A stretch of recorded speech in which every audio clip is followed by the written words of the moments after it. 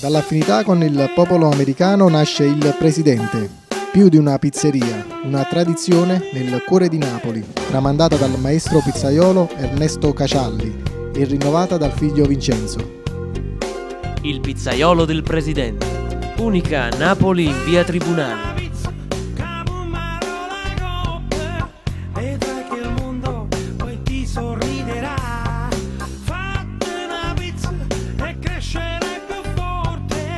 Nessuno più ti fermerà.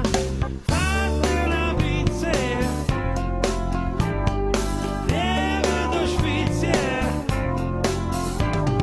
Mafia, che brutta bestia, e c'hai ragione.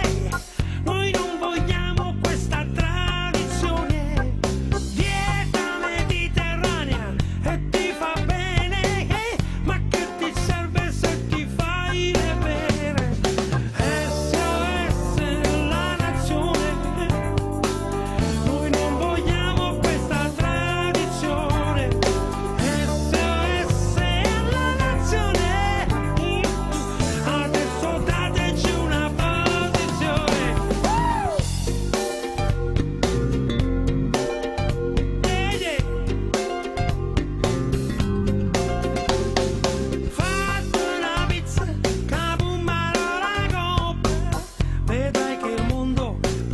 Sorriderà. Fatti una pizza e crescerà più forte. Nessuno più ti fermerà. Fatti una pizza, levo due sfizie. Mio caro Presidente, lei è uno buono, ma non ci parli sempre di perdono. E poi se c'è bisogno siamo presenti e pensiamo piano ma coi sentimenti. SOS alla nazione, noi non vogliamo questa tradizione.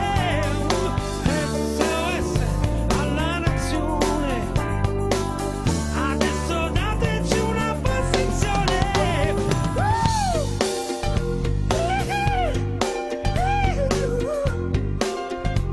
Dall'affinità con il popolo americano nasce il Presidente, più di una pizzeria, una tradizione nel cuore di Napoli, tramandata dal maestro pizzaiolo Ernesto Cacialli e rinnovata dal figlio Vincenzo.